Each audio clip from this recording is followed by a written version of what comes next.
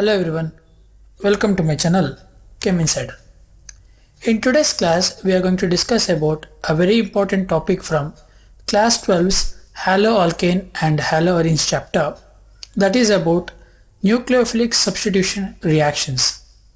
In the examination point of view, this nucleophilic substitution reaction is quite important and usually quite often asked in the examinations in the previous years also. Now, first of all, what is a nucleophilic substitution reaction, and moreover, what does a nucleophile mean?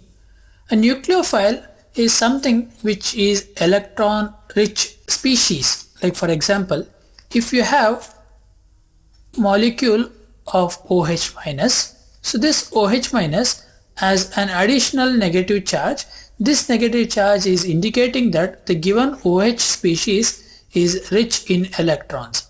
If you consider water molecule also, if you consider a molecule of water, even though there is no charge present in this particular H2O molecule, the oxygen present here will be carrying two lone pair of electrons. So it is again electron rich. So any species which is maybe having a negative charge or it may be having lone pair of electrons are generally considered as electron rich species, and those species are said to be nucleophiles. Okay, so now as we have understood in the previous concepts itself, a nucleophile is what we have discussed now, OH minus or water molecule. But what is a nucleophilic substitution reaction? As I said in the previous classes or videos, a substitution reaction is quite common when you are considering a reaction process of a benzene ring or a compound containing unsaturation, or even saturated compounds also.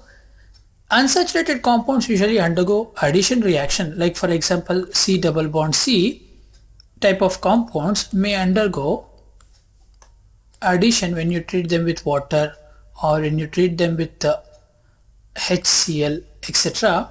They undergo addition reaction. But if you treat a compound such as benzene or a compound such as CH3Cl or CHCl3, so these compounds are saturated in nature, and when you treat them with given respective compounds which we have used over here, what happens is these compounds will not undergo addition reaction, but they will undergo substitution reaction. So these substitution reactions are of two types. One is an electrophilic substitution reaction and the other is the nucleophilic substitution reaction. So now let us discuss about the nucleophilic substitution reactions which is observed in case of haloalkanes and haloarenes, which is denoted by the symbol SN reactions. Nucleophilic substitution reactions are denoted by the symbol SN reactions, where S means substitution, N means nucleophilic. Okay, so there are two types of nucleophilic substitution reactions. One is SN1 reaction and the other one is called SN2 reaction. So SN1 reaction is a type of nucleophilic substitution which is called as unimolecular nucleophilic substitution reaction, whereas SN2 is called bimolecular nucleophilic substitution reaction. So why is the name SN1 and SN2? This is because it is undergoing a unimolecular reaction and a bimolecular reaction. How will we consider unimolecular or bimolecular it is depending upon the rate of this particular reaction. The rate of a unimolecular substitution reaction depends upon only upon the one of the reactant, whereas in case of SN2 reaction, the rate of this particular SN2 reaction depends upon concentrations of two molecules. Okay, so now let us discuss about the SN1 reactions or SN2 reactions with respect to an example. Okay, so now let us discuss more about the SN2 type of reaction. So why do we have to study SN2 reaction first? We have to study SN2 reaction first. It is because this SN2 reaction, even though we say SN2, this reaction takes place in only one step. So if you understand the single step type of reaction first, then we can go through this two-step reaction. Like for example, an SN2 reaction is quite commonly found in CH3Br type of compound. When you treat CH3Br, that is methyl bromide, with a nucleophile OH minus.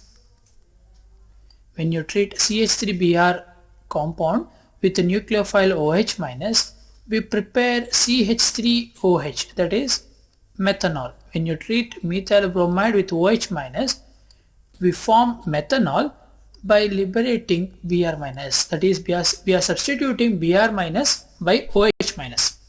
Okay, so this is a reaction. So this particular reaction takes place in a single step.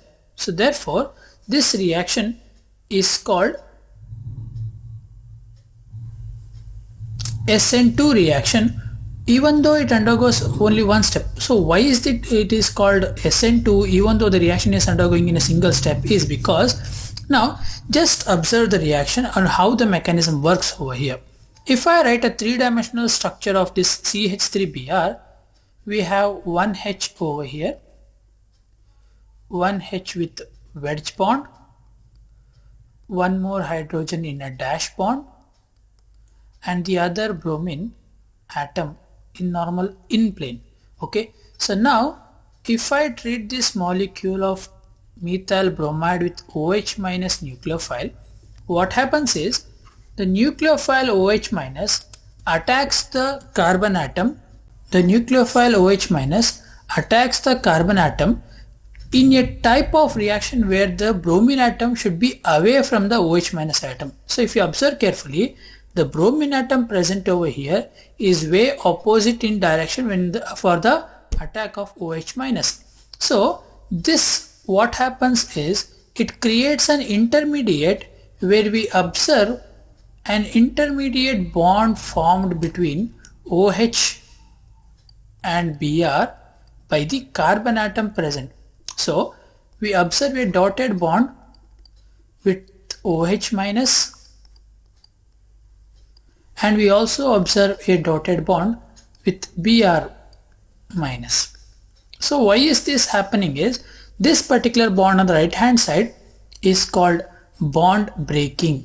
This is bond breaking, whereas on the other side where is OH minus is reacting with the carbon is bond formation. Okay, so we have a bond formation and bond breaking process in the single step itself.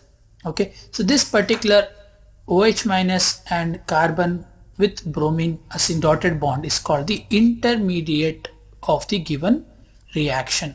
Okay, so this is the intermediate of the reaction, and once the reaction is formed in intermediate, bromine atom or bromide ion is completely removed from the species to form methanol. Okay, it forms methanol like this.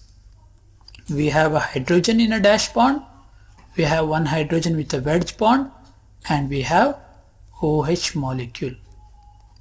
Okay, so now we have formed our methanol. So in this particular process, the complete reaction is undergone in a single step. Okay, so this is just step 1. So if you have to understand the rate of this particular reaction, the rate of a normal reaction depends upon the concentration of the reactants, right? Since the concentration of OH minus and the concentration of CH3Br are both important in this particular reaction, so this reaction is said to be bimolecular reaction. So why is it said bimolecular? That is because rate of this reaction is depending upon concentration of OH minus and also on the concentration of CH3Br. Okay, concentration or rate of this reaction is depending upon both on the concentration of OH minus ion and CH3Br molecule. Therefore, this reaction is said to be bimolecular reaction. This reaction is said to be bimolecular reaction. So therefore this reaction, as we know, it is a nucleophilic substitution, and further the rate of the reaction is depending upon two molecules, two reactants actually. So therefore this is called as bimolecular nucleophilic substitution reaction. So bi is denoted by the symbol 2, nucleophilic is denoted by the symbol N, and substitution is denoted by S. So SN2 means bimolecular nucleophilic substitution reaction. Okay. Further, if you observe carefully, the initial geometry or conformation of CH3Br has been inverted when it is being converted to methanol. So if you observe carefully, the H atom which was on the dash bond, which was on the left side, has been introduced towards the right hand side. Okay, even though these two you can say those are the same place, but actually what happened is the nucleophile Br minus, which was on the first compound, which was on the right hand side, is substituted by the oppositely attacking OH minus ion. That is, the OH minus ion is attacking from the opposite end of Br minus. That is because whenever the Br minus is trying to leave the group, so whenever the Br minus is trying to leave the group, if the OH minus ion attacks from the same side, there we might observe crowding. Hence the OH minus ion attacks from the rear side. Okay, rear side. So this reaction is undergoing in a single step, and the rate of this reaction depends upon both the concentration of OH minus ion and on the methyl bromide. Okay, so therefore this is called the SN2 reaction. Next we'll discuss about the SN1 reaction. Thank you for watching my video. If you have understood this concept, please subscribe to my channel and share this video among your friends so that they can get use of these videos, as I'm going to post videos every day.